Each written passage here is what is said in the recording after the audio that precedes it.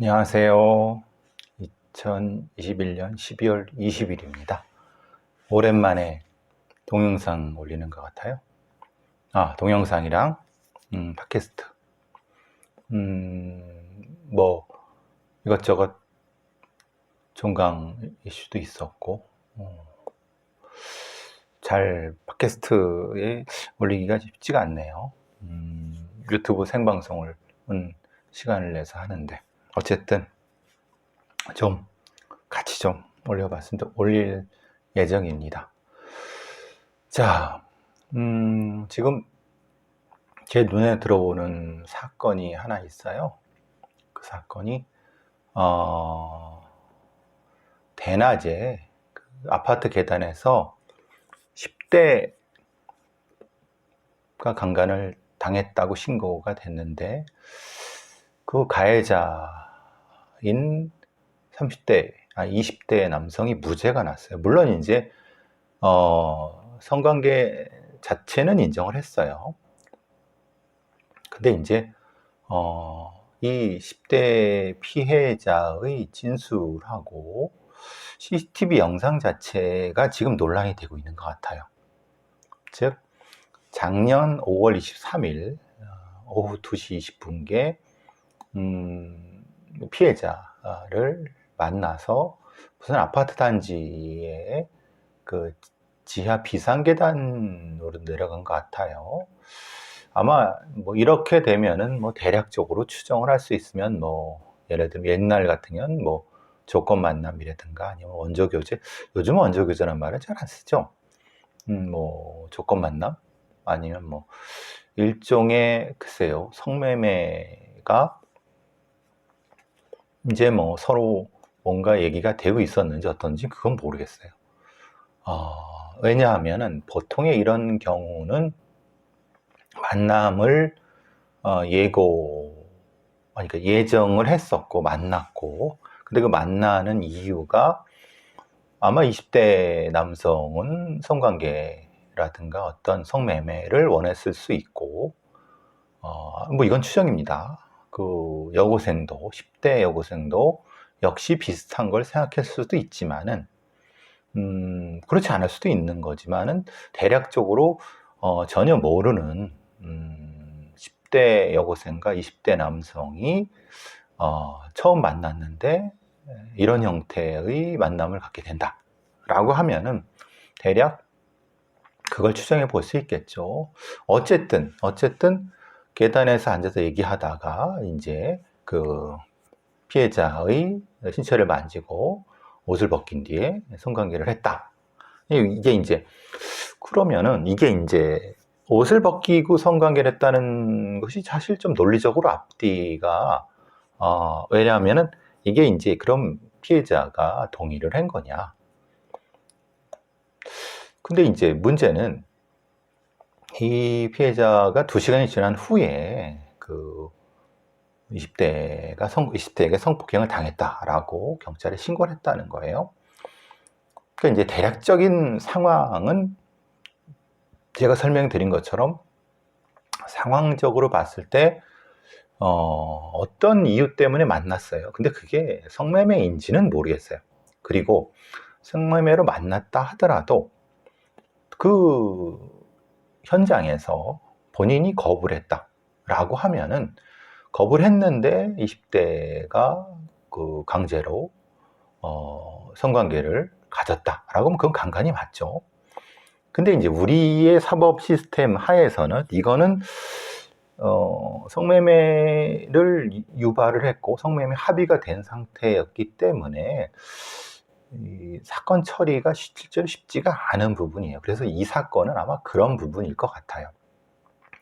왜 그러냐면은 본인이 이제 성폭행을 당했다라고 자필 진술서를 제출을 하고 여러 가지 이 상황에 대해서 말하자면 본인이 저항을 했는데 결국은 성폭행을 당했다라고 해서 그 상황에 대한 얘기, 그리고 분명히 병원에서 작성된 성폭력 피해 진료 기록에는 여러 가지 몸에 나타나고 있는 여러 가지 상황이 있겠죠.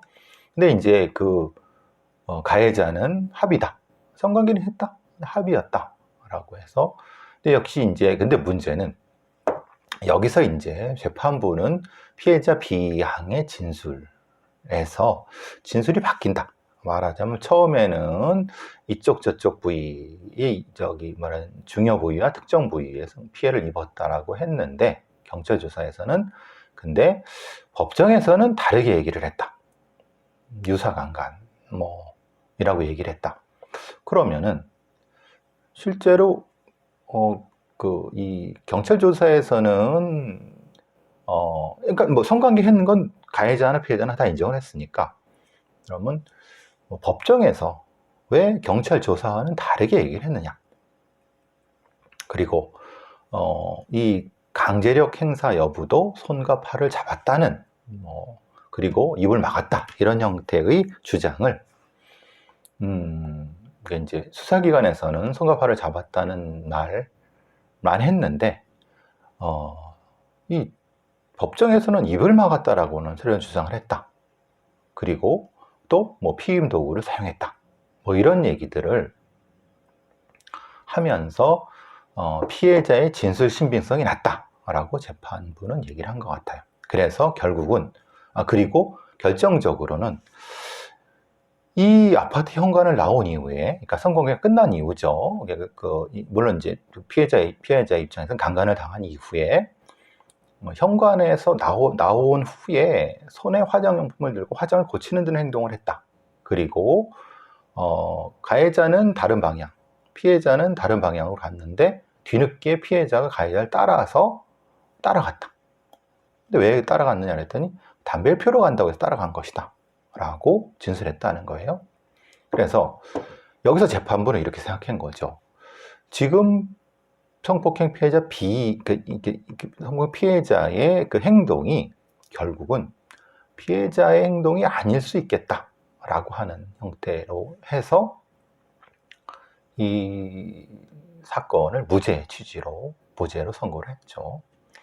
여기서 저는 이제 재판부의 심각한 오류 가능성을 얘기를 봅니다. 이게 실제로는 앞서 말씀드린 것처럼 분명히 이 조건 만남이라든가 이런 부분이 약속되고 갔을 겁니다. 근데 조건이 안 맞아갖고 돈이나 이런 부분, 아니면 돈을 안 주고 강제로 이제 강간을 했을 수 있는 여러 가지 가능성이 있습니다. 그리고 실제로 근데 돈을 만약에 줬다고 하면은, 말하자면은 이 20대가 돈을 줬다고 하면 줬다고 하겠죠. 그러니까 자신은 강간이 아니라 성매매다.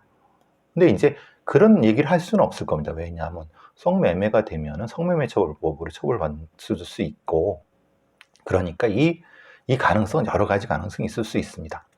많은 이 재판부의 그 여고생이 바깥에 나와서 화장을 고치는 모습이라고 했는데 그건 되게 당연한 모습 아니겠습니까? 왜냐하면 어두컴컴한 어두컴컴한 형태의 지하에서 있다가, 그럼 당연히 성관계를 했든 강간을 당했든 여러 가지 행위가 있었고, 그럼 당연히 이 강간을 당했다고 하면은 이 화장이 흐트러졌을 수 있고, 그래서 밖에 나와갖고 그거를 당연히 고치는 것은 10대군, 20대군, 30대군 여성들의 기본적인 어떤 행동 패턴, 특히 외모의 어떤 걸 중요한 걸 생각하는 10대 여성의 입장에서는, 청소년 입장에서는 당연한 건데, 그것을 피해자답지 않다고 추정하는 것은, 이것은 심각한 오류다. 이 재판부가 그 성인지 감수성, 그리고 피해자 다음에 대한 오해를 하고 있는 것 같다. 이건 상당히 문제가 있는 판결이다. 이 부분은. 그리고 피해자가 멀어져 가는 것 때문에 뒤따라갔다. 그러니까 말하자면 피해자는 A로 이쪽으로 갔는데 가해자는 이쪽으로 갔는데 피해자가 다시 따라갔다라고 하면은, 그러면 만약에 강간을 당했으면은 빨리 도망가려고 하지. 근데 이걸 따라간 건 뭐냐? 근데 보통 이런 상태에서 강간을 당한 여성이, 특히 10대 여성이 이미 강간을 당했고, 그리고 여러 가지 이 잘못된 형태의 어떤 이 자신에 대한 평가, 이런 강간을 당하지 않았다고 하는 스스로의 일종의 그 자기 확신을 얘기해 주려고 당연하게도 벌어지는 것보다 이 강간을 당한 이후에 담배를 피우면서 그런 얘기를 하는 과정. 이것도 역시 그러니까 아마 20대, 30대 같은 경우 그렇지 않았을 거예요. 강간을 당한 여성이라고 하면은. 근데 10대 같은 경우는 다른 가능성도, 이거 강간을 당했다 하더라도 이 담배를 같이 피우는 행동을 함으로써 자신이 강간을 당하지 않았다고 자기 확신을 하는, 자기 암시를 하는 행동을 할 수 있다. 그러니까 이거는 이런 심리적인 변화, 그리고 또 10대 같은 경우 이런 부분에 대한 무지에서 오는 판결이 아닐까 싶습니다. 판사들이 이런 심리적, 그러니까 성폭행을 당한 10대 청소년의 심리적인 상황, 그리고 그 행동에 대해서 너무 무지한 것이다. 분명히 성폭행을 당한 이후에 그 당한 건 당한 거라 하더라도 바깥에 자신의 얼굴이 만약에 화장이 막 흐트러지고 그랬으면 성폭행 당한 것을 자기가 노출하는 거잖아요. 저애 왜 그래? 그러니까 당연히 이 화장을 해는 것이 당연한 거예요, 오히려. 근데 그것을 판사들은 거꾸로 해석을 한 거예요. 또한 그걸 따라갔다고 해서 성폭행 당한 여자의 피해자다움이 아니다 라고 하는 것도 이건 무지한 거죠. 왜냐하면 따라감으로써 이 관계가 강간이 아니다라고 하는 자기 일종의 자기 확신을 주려고 하는 것. 실제로 행위는 그하고 다를 수 있는 건데. 그러니까 이제 지금 의정부지법 형사합의 11부의 판사들이 누군지 참 조금 더 이 성폭행이라든가 성범죄에 대한, 특히 성범죄 피해자의 행동에 대한 공부를 좀 많이 좀 더 하셔야 된다. 이건 좀 뭐라고 하나, 아주 수준이 낮은 천박한 판결 인식이 아닐까라는 싶습니다. 물론 앞에 것, 예를 들면 왜 그러면은 처음에는 강간을 당했다고 얘기를 했는데 그 다음에 법정에서는 유사강간이라고 얘기를 했느냐? 근데 그건 사실 그렇게 될 수도 있어요. 왜냐하면 경찰 조사 같은 데서는 지금 이 여자 경찰관 앞에서 얘기를 하잖아요. 그죠? 근데 법정에서는 남자 판사들 그리고 다른 많은 사람들이 보는 앞에서 내가 강간을 이렇게 당했다 하기 힘든 부분이에요. 그러니까 이 부분이 정확히 구분이 돼야 되는 거죠. 그리고 이 경찰 조사에서는 강제력을 여기만 잡았는데 생각이 안 날 수도 있는 거죠. 그러니까 지금 이 조사라든가 예를 들면은 이 10대 청소년들의 성범죄 피해에 대한 조사 상황과 법정에서의 진술의 연관성, 그리고 그것이 이렇게 변할 수 있다라고 하는 가능성 부분에 대해서 분명히 충분히 인지가 있어야 되는데 판사들은 너무 기계적으로 왜? 아니 너는 왜 그 경찰 조사에서 이렇게 하고 지금 여기서 이렇게 얘기하는 거야? 라고 하게 되는 이유에 대해서 그러면은 검사가 충분히 이걸 설명을 했어야 되는데 검사도 역시 이거에 대한 인지가 없으니까 그냥 이건 당연히 변호사가 당연히 이런 탄핵을 했겠죠. 너 왜 이렇게 했는데 이렇게 했냐.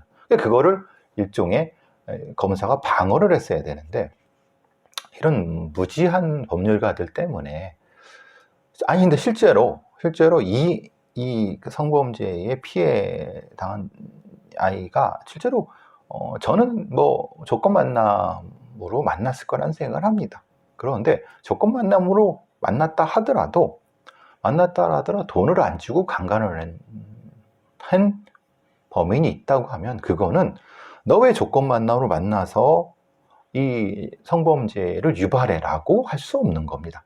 성범죄를 한 놈이 문제인 거지 이 청소년 아직 미성년자한테 그 책임을 물을 수는 없는 거예요. 그렇기 때문에 우리가 이런 미성년자에 대한 성보호가 필요한 거고 미성년자에 대한 성범죄를 수사하고 재판할 땐 별도의 뭐 관계인들이라든가 심리검사라든가 이런 것들을 두는 이유가 그렇습니다.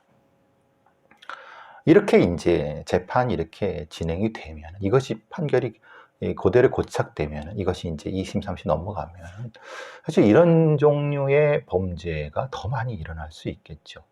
말하자면은 이런 겁니다. 조그만 놈을 가장해 갖고 여고생이 꼬인 다음에 실제로는 돈을 안 주고 강간해 버리고, 그리고 나서 이렇게 뭐 사실 이렇게 했다라고 하는, 아직도 이 성인지 감수성이 많이 떨어지는 판사들과 판결에 있어서 여러 가지 그 중요한 현장 재구성이라든가 심리 재구성이 이루어지지 않는 것은 상당히 좀 안타까운 부분입니다. 역시 피해자다움을 계속, 사실 이것은 2심, 3심, 특히 3심에 가서는 바뀔 가능성이 높다. 이 판결을 저는 이렇게 봅니다.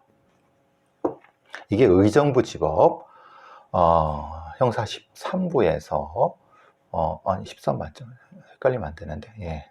의정부지법 형사 합의 11부에서 나온 무죄 선고입니다. 이건 다시 한번 보겠지만 이거는 항소심이나 이게 항소를 했어야 되는 건데 다음 심리에서는 바뀔 가능성이 훨씬 높다라고 생각을 합니다.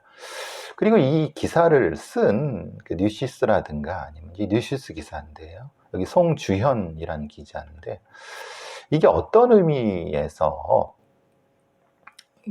왜 무죄가 났고, 이것이 피해자다움에 대한 무엇이 문제고, 이것이 왜 다시 재검토해야 되는 어떤 평가도 없이 그냥 사실만 열거하는 거예요. 아직 이런 거를 해석할 만한 기자들의 수준이 안 되죠. 사실 좀 안타깝지만은 뭐 대한민국 기자들의 수준이 그러려니 해야죠. 이 똑같은 성범죄 사건 하나 더 가면은 이제 요건 조금 이제 좀 전향적인 판결입니다. 제가 예전에 그 재물손괴, 스타킹 먹물 테러 사건에 대한 얘기를 했었습니다. 이것은 성범죄다. 성적 만족을 위한 범행이다. 근데 이제 이번에 법원에서는 상습적 범행으로 실형이 선고가 됐습니다. 그러니까 스타킹을 신은 여성에게 먹물을 뿌리는 먹물 테러를 저지른 20대 남성에게 실형이 선고됐어요. 이전에는 재물손괴, 뭐 경미한 처벌이죠. 근데 이것이 아닌 성적 목적이 뚜렷한, 그래서 양형에 반영했다. 이건 전향적인 판결이라고 봅니다. 서울 동부지법 형사 9단독의 전경세 판사가 이렇게 판결을 내렸습니다. 재물손괴, 성적 목적, 다중이용 장소 침입, 강제투영 등의 혐의로 재판에 넘겨진 이 20대에게 2년을 선고를 했어요. 그리고 40시간의 성폭력 치료구램, 그리고 취업 제한 5년을 했는데, 얘는 이제 지금 이 20대는 5월에 중랑구 지하철역에서 여성 2명에게 스타킹, 검은 잉크를 뿌린 혐의로 기소가 됐는데, 사실 이런 경우는 법에는 실제로는 처벌할 정이 없어요. 그냥 스토킹 훼손이니까 재물손괴죄 정도에 머무르고 있었는데, 근데 이제 만약에 여기서만 끝냈다고 하면은 아마 이 판사도 이거를 이렇게 처벌하기는, 이렇게 성범죄로 처벌하기는 어려웠을 겁니다. 근데 이 가해자가 피해자를 화장실까지 따라가서, 왜냐하면 화장실에 그 스타킹을 갈아 신을 목적으로, 그것을 그러니까 그 스타킹을 벗고 그것을 벗고 버린 거를 가져가기 위해서 따라가는 거예요. 그러니까 이제 아까 말한 이 성적 목적 다중이용 장소 침입죄가 되고, 그리고 여기서 말하는 강제추행죄까지 연결되는 것은 그런 형태라고 볼 수 있는 거죠. 근데 사실 이 판결에 이 전향적인 측면과 사실은 조금 아쉬운 측면이 같이 들어가는 거죠. 이전에도 역시 이 범인은 2018년 4월에 아마 재물손괴죄 4개월이니까 아마 비슷한 형태를 저지른 것 같습니다. 그때도 이제 이게 반복되고 있는 거예요. 말하자면 이런 어떤 스타킹에 대한 일종의 그쪽에 각성된 부분이 있는 것이고, 도착증이 존재하는 거죠. 그럼 얘는 심각하게 치료가 돼야 되는 부분인데 그게 안 된 거죠. 3월에도 이제 강제추행 있었고, 근데 이 자체를 봤을 때, 전체적인 과정을 봤을 때, 아, 이것은 스타킹을 신은 여성을 먹물을 뿌리는 것은 성적 목적이라는 것이 추정이 확실히 되죠. 근데 만약에 이것이 이 일정 정도 이 단독행위라고 했을 때 이 판사가 직접 이렇게 할 수 있었을까? 사실은 그건 아니라는 거죠. 그렇지만은 단독행위라 하더라도 성적 목적에 의한 범죄로 분명히 의율할 수 있게끔 법이 개정되거나 아니면 법적인 요건이 충족이 돼야 될 거라고 봅니다. 지금 이 건은 앞에서 한 두 건 한 것과 연결된 것이기 때문에 이렇게 재물손괴죄가 아니라 성범죄로 처벌이 되는 건데, 하여튼 이거는 분명히 전형적인 판결임에도 불구하고 조금 아쉬운 부분도 있는 판결이다. 그러니까 우리의 법체계 자체가 피해자 혹은 이것의 범죄의 동기를 따지는 것이 아니라 행위를 따지기 때문에 지금 현대의 사법 시스템 자체는 동기를 중심으로 형성이 돼야 되는데 캐캐묵은 행위 중심으로 이루어지는 것은 너무나도 안타깝다. 조금 더 빠른 아니면 신속한 형태의 형사법적인 전환이 필요한 부분이라고 생각을 합니다. 관련해 갖고 한 두세 개 더 이제 말씀을 좀 드려야 될 것 같은데, 이 스타킹 그 재범인데 반성해서 감경 이런 거 많이 들으시죠? 2심에서요. 이제 1심에서는 이제 얘가 이제 강간을 했어요. 그러니까 밤늦게 귀가 죽은데 여성을 기절시켜서 강간을 했어요. 근데 1심에서는 판사가 어떻게 됐는지 진지하게 반성해서 감경했어요. 이상하죠? 그러니까 1심에서는 8년이 선고됐어요. 근데 2심에서는 10년이 선고됐어요. 그러니까 얘는 지난 6월에 전남의 인적드문 골목에서 여성을 뒤따라 들어가서 목을 졸라 기절시키니 성폭행을 했어요. 그래서 피해자는 6개월간의 관찰과 치료가 필요한 적응장애하고 스트레스성 급성 반응 증상을 보고서 굉장히 고통스러운 나날을 보내고 계시죠. 근데 이놈은 이전에도 강간 비슷한 이런 형태의 그 길 가는 여자를 공격해서 7년을 선고받았어요. 그러니까 이런 애들을 이렇게 쉽게 풀어주니까 또 재범이 되죠. 근데 그렇게 얘기를 했는데도 1심 판사는 재범을 했는데도 불구하고 범행을 인정하고 진지하게 반성했다고 해서 2년을 감형을 했다는 거죠. 그 1심 판사의 기본적인 이 성범죄는 인식이라든가 폭력범죄 인식이 너무나도 처참하고 허접한 거죠. 다행히도 2심의 판사는 이걸 가중을 했는데 6개월 만에 재범을 했다고 하면 이건 10년이 아니라 15년 이상은 받아야죠. 왜냐하면 1심에 7년, 첫 번째 범행에서 7년인데 7년을 탄 다음에 6개월 뒤에 다시 넣어서 똑같은 걸 했다고 하면 당연히 2배로 가중을 해야 되는 게 맞는 건데 지금 10년 정도로 했다. 이거는 사실은 적절한 판결이라고 볼 수 없죠. 실제로 얘는 성범죄에 중독된 형태라고 보면은 이거는 그 안에서 성범죄 재범 방지 프로그램이 작동이 돼야 됩니다. 우리나라에 거의 없지만은 참 그러니까 어정쩡한 거예요. 그러니까 성범죄 7년, 1심 그러니까 말은 강간했는데 7년이면 많은 것 같지만은 실제로 많다 적다의 부분은 그 안에서 얼마나 재범을 방지할 수 있는, 재범을 억제할 수 있는 어떤 교정 교화가 됐는가에 따라서 많다 적다가 판결이 돼야 되는 거지. 최소한 강간 범죄는 5년 이상이고 그 다음에 그 과정 속에서 교정 교화가 될 수 있는 어떤 장치가 돼야 되는 거죠. 지금 보세요. 여러 지금 사건에서도 그냥 성범죄 저지르고 몇 년 갔다가 다시 6개월, 몇 달, 1년 안에 또 똑같은 범죄 저지르고 이게 반복되고 있어요. 그럼 사회는 누가 지킵니까? 이건 참 시스템의 큰 문제라고 보여집니다. 어쨌든 그래도 2심 판사가 그래도 1심 판사의 그 바보 같은 짓을 수정을 했지만 지가 어떻게 압니까? 1심 판사. 예?